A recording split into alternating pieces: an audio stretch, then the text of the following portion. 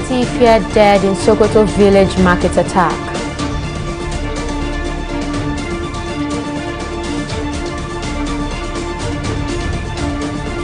Court orders immediate release of ex-Rivers Governor Peter Odili's passport.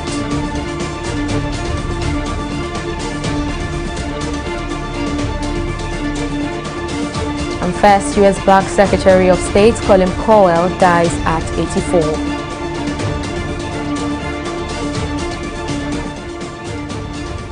It's great to have you join us on News Now. I am Oyi Adekunle. We begin with security matters, and in Sokoto State, where the governor Aminu Tambuwal says about 30 people are feared dead in Goronyo Township, the headquarters of the Goronyo local government area, following an attack by suspected bandits on the village market. Sources in the village said the assailants invaded the market on Sunday night, shooting sporadically and killing several persons. Now, this comes barely 2 weeks after 20 persons were killed at Ungwan Lale Market in Sabon Birni local government area of the state. For several weeks, Nigerian troops have been conducting air and ground operations on bandit camps in neighboring Zamfara state. The influx of these bandits into Sokoto state has prompted the state government to suspend weekly markets and shut down telecoms towers in areas on the border with Zamfara state, including Sabo Birni. And still on security matters, a police sergeant has been killed by gunmen who attacked the Ohoaku police headquarters in Ebonyi State on Sunday. Police spokesperson in the state, Lovett Oda, confirms that yet-to-be-identified gunmen came to Ohoaku divisional headquarters to attack the men and officers on duty. But as personnel repelled the attack, a sergeant died in the process. Oda added that assailants threw patrol bomb into the station, and unfortunately, it got one of the patrol vehicles, an exhibit vehicle, parked at the place. Joining us now on the news to further discuss the security situation, particularly in Sokoto State, is Wilson Inalebu, a former Assistant Inspector General of Police, and he joins us via telephone. Thank you very much, Mr. Wilson, for joining us on News Now. Now, what do you make of the situation, the current situation in Sokoto State? Is that state gradually becoming the hotbed of banditry in the northwest? Well, I think the entire northwest is under attack by bandits and kidnappers. So any watcher of the evolving security situation in the country should not be too surprised at what is happening in Sokoto State. Because when you talk of Zamfara was part of Sokoto and even part of Kebbi, the Jangebe attack where some students were kidnapped in Kebbi State. So I think the situation in that region is very similar. So one shouldn't be too surprised, but it calls for action, it calls for synergy among various security stakeholders, especially the security agencies and the citizens. So I don't think I'm too surprised, because it should have been anticipated by the elite. I mean, you just said it should have been anticipated. Is it because Sokoto State is bordering states like Zamfara, or is it just because it's a northwest situation? Because of all the states in that region, we would say that for a while now, we would say that Sokoto was a bit relatively peaceful.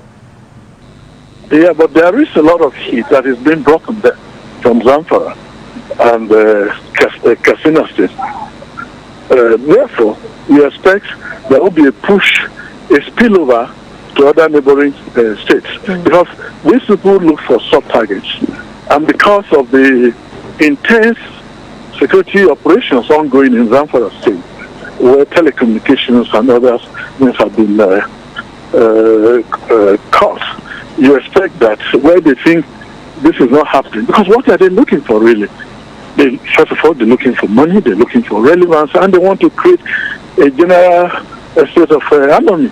And wherever they can do it, they will do it.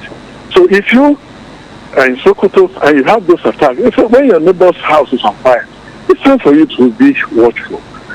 So it's just the same mentality, the same thing that is pushing them. Therefore, what it calls for? It calls for collaboration between the police, other security agencies, and the public. Because these attacks come in very speedily. They are surprise attacks. So what do? We must begin to look at getting the public to support. Getting information, intelligence, get information, getting actionable intelligence, so that you can distort these attacks, so that you can stand their enclave, make it difficult for them.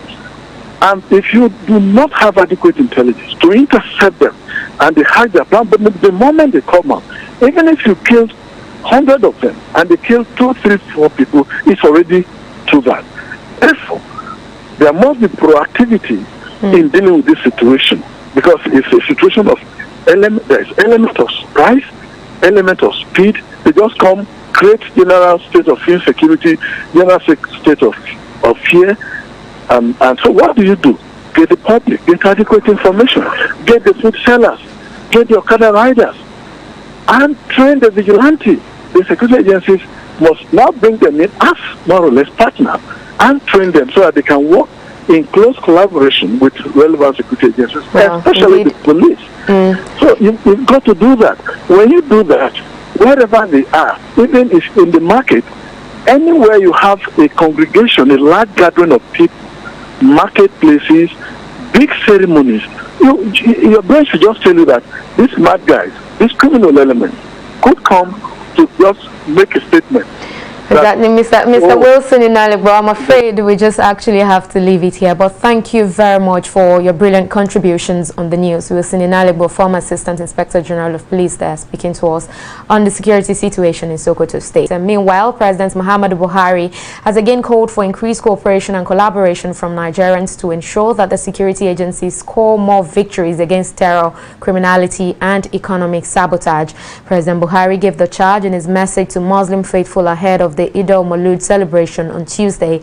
In a statement released by his media aide Garba Shehu, President Buhari reassured Nigerians that significant gains are being made in combating insecurity, adding that time has come to replace rising insecurity with declining insecurity.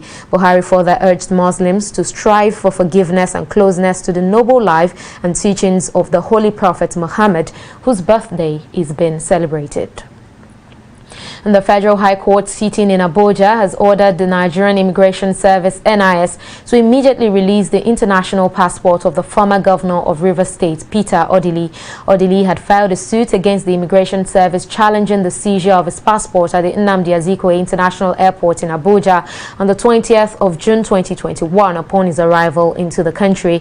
The NIS claimed that its action was based on a directive from the Economic and Financial Crimes Commission (EFCC), which it said had placed the former governor on its watch list. But the court, in a judgment delivered by Justice Iyang Eko on Monday, declared the seizure as illegal, unconstitutional, and an infringement of Odili's fundamental rights. Justice Eko further ordered the NIS to tender an apology to the former governor and restrains the NIS from harassing and intimidating him from leaving the country or moving freely within the country.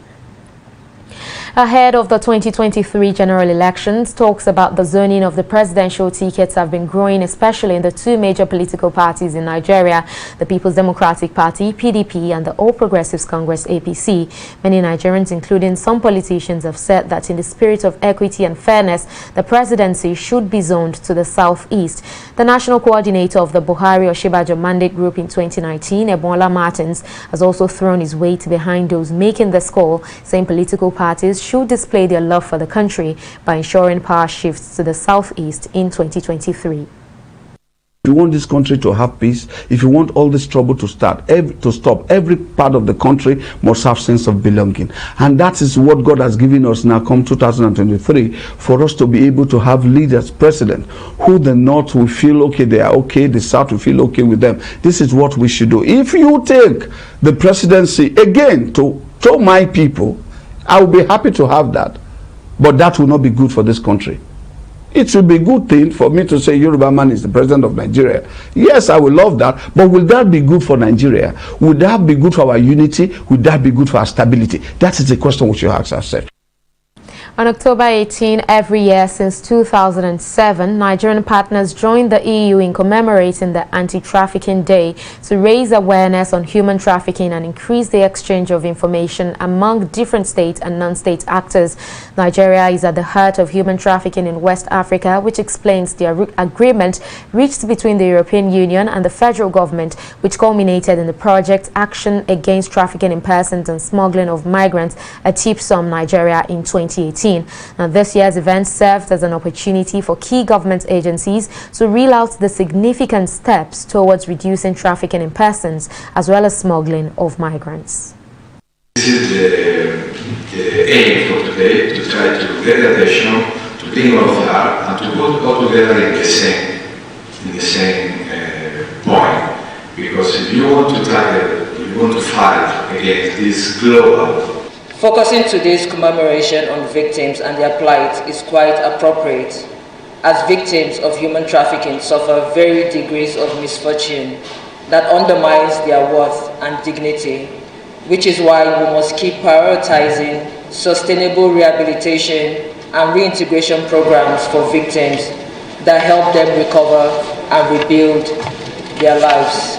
As the foremost civil society network across the West African sub-region, mobilizing community stakeholders to support the fight against trafficking in persons and smuggling of migrants, I want to say that FIAP has not only supported our member organizations in Nigeria, but is also currently supporting NACTAL Nigeria to pilot a regional mechanism that will bring together other civil society organizations working in the area of TPSOM across the West African sub-region. In Nigeria, the trend and pattern of trafficking in persons is widespread and actually portrays the country as occupying a central position as an originating, transit and destination country for victims of human trafficking, where the youthful population of the country are trafficked to different locations after being deceived or coerced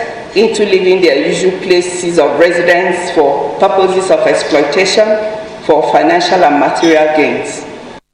Joining us on News Now to speak more on the EU Anti-Trafficking Day is Eleni Zezalido, and the International Aid and Cooperation Officer, Migration, Drugs and Organized Crime, EU Delegation to Nigeria and ECOWAS. Thank you very much, Eleni, for joining us on News Now.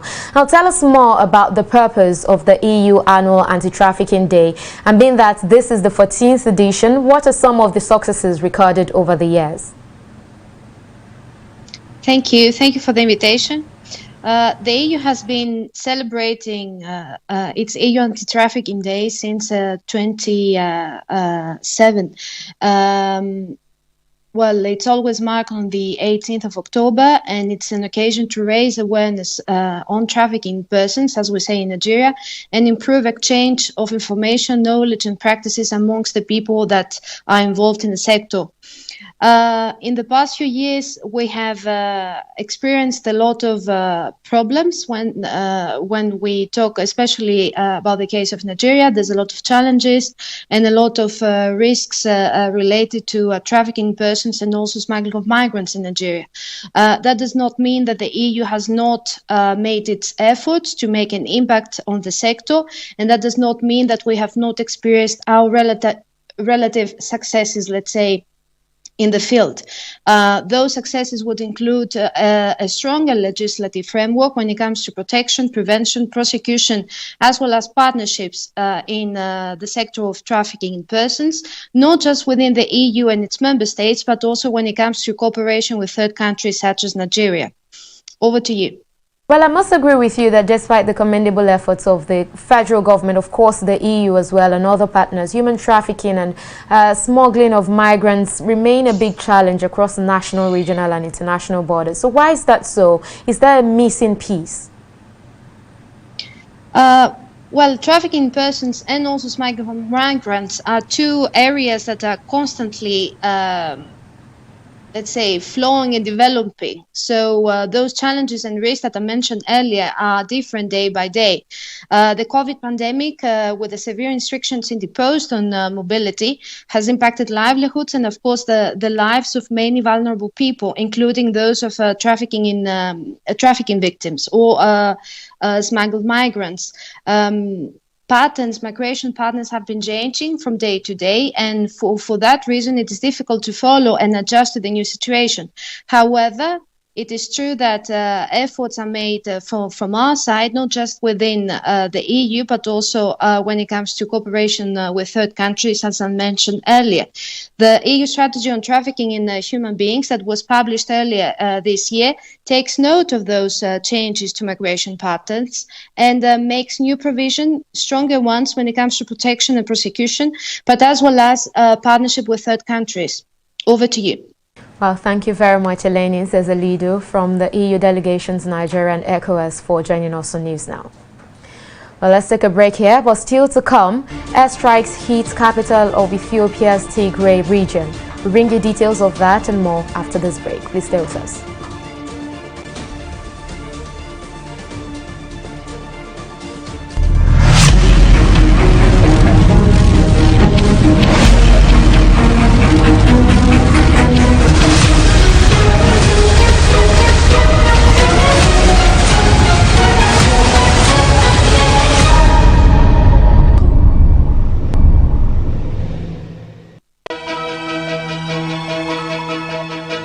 Opinions are free, facts are sacred, the truth is universal. How, in practical terms, can we, for instance, de-escalate the tension? President must see himself as the President of the Federal Republic. We know where the enemy is. 3 places.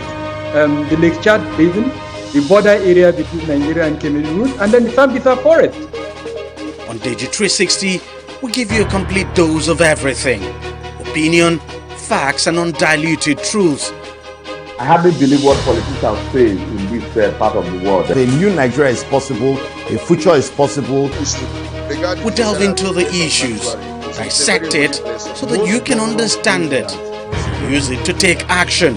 I don't think there's any need for any governor to look for grant for ranching. TV360, dissecting the issues.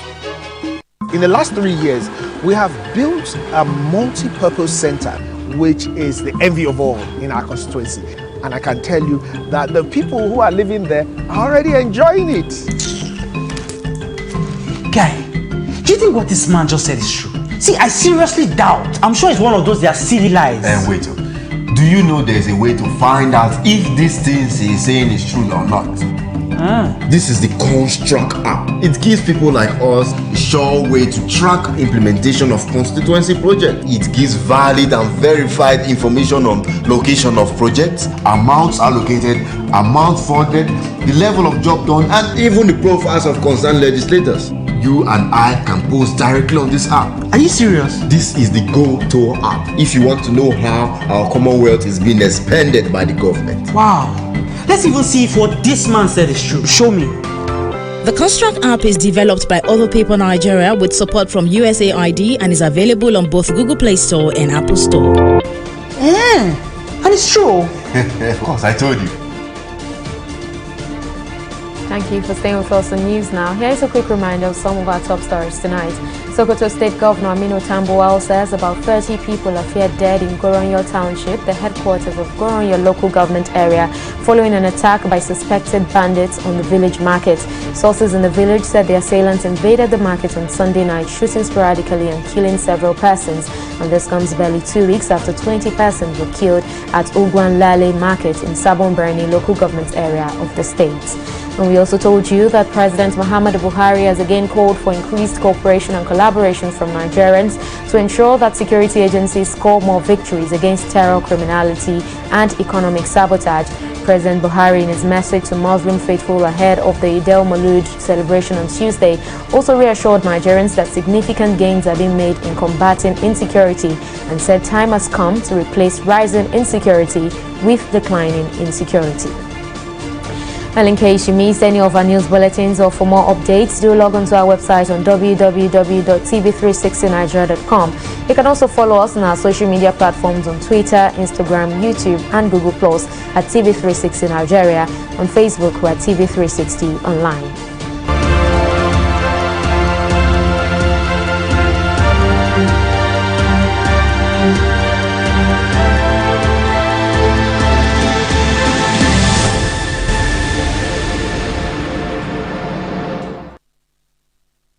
The former United States Secretary of State and first black person in the country's history to fill the position, Colin Powell, has died due to complications from COVID-19. A statement from his family reveals that the former top military officer, who died on Monday at 84, was fully vaccinated, although he had been diagnosed with multiple myeloma, a type of blood cancer which may have made him more susceptible to COVID symptoms.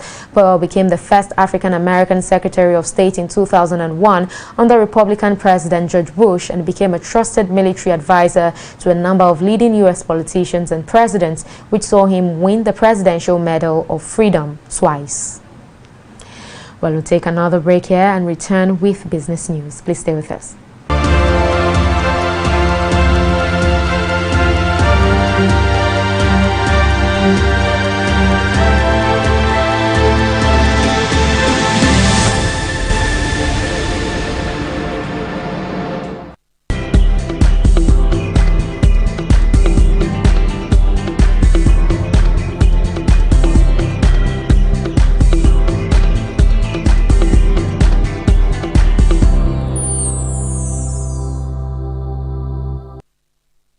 Welcome back. Well, up next is business news with Shade Ogunrinde. Over to you, Shade. Thank you very much, Oyi. In business, the Minister of Finance, Zainab Ahmed, has blamed Nigeria's high debt service to revenue ratio on the country's large expenditure base. In an interview with newsmen, Ahmed said that a large proportion of Nigeria's budget caters to funding salaries and pensions. However, Ahmed expressed hope that the current rise in oil prices would help the country earn more revenue from sale to other countries. The Finance Minister also explained that buying back petroleum products from other countries due to moribund refineries strains the country's revenue. The federal government says plans are underway to generate as much as $18 billion from the exports of its estimated 45 million metric tons of cassava products every year. The Minister of Industry, Trade and Investment, Nia Adebayo, further explained that although Nigeria is a world leader in cassava production, active participation in the international market has not been achieved. Adebayo, however, said that with the right collaborations, the situation could improve. I will take a break here and return with a review of the stock market. Do stay with us.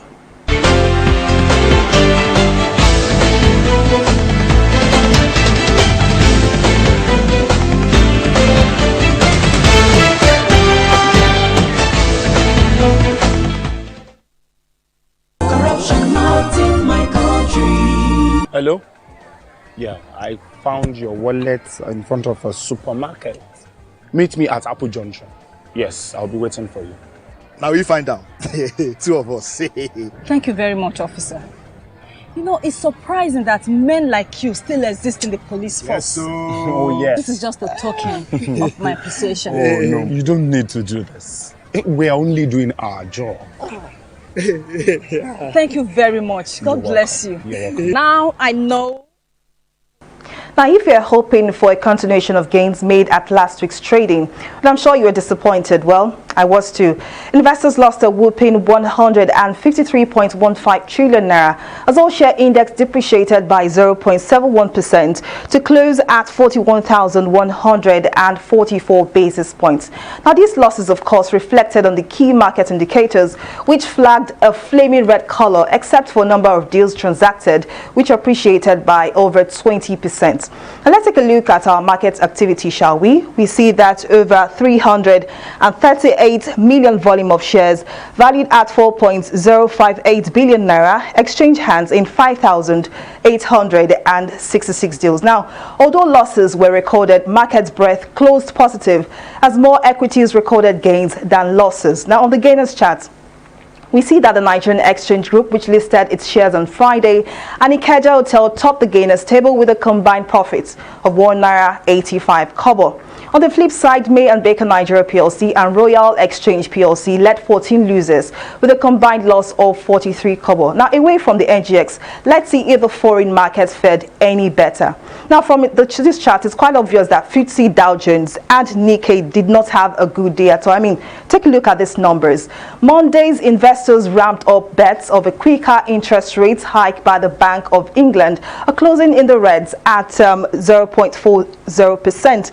Now, Dow Jones also did not fare any better. It closed at 0.011%, and Nikkei also took the same turn, closing in the reds at 0.15%. And it's a wrap on the business news segment on News Now. Back to Oyin for the rest of the news. Thank you very much for that update, Shade. And on the foreign scene, Ethiopian forces hit the Tigrayan capital of Mekelle on Monday with airstrikes, killing at least 3 people. The airstrikes come days after a new military offensive was launched against the Tigray forces, who have fought Ethiopian and allied forces for nearly a year.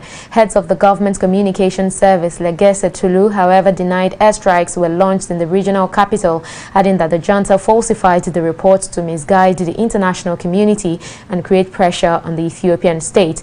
The war in Tigray has killed thousands of people and forced more than 2 million to flee their homes. Well, up next is Entertainment Report on News Now.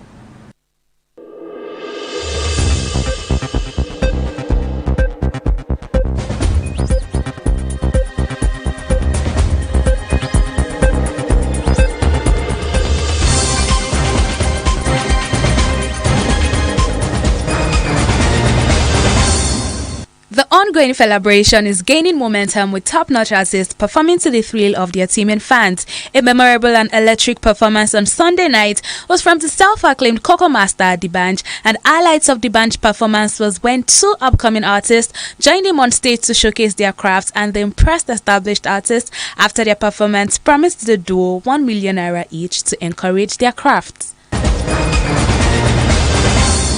Award-winning Nigerian singer Innocent Idibia, popularly known as Tubaba, has cautioned critics not to tempt anybody to do their worst, as the results may be unfriendly. The iconic singer, in a series of messages on his Instagram story, issued several warnings to some unnamed critics, although it is unclear who the message is for. Tubaba has recently been at the center of several controversies and family drama that has caused a stir in the entertainment industry and across the internet.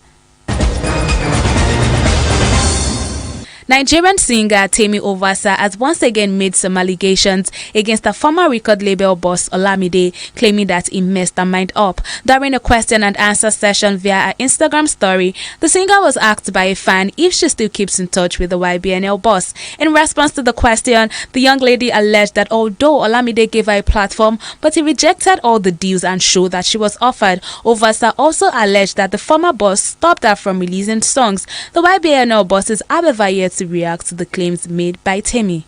And that is all that's about for you in the entertainment segment of News Now.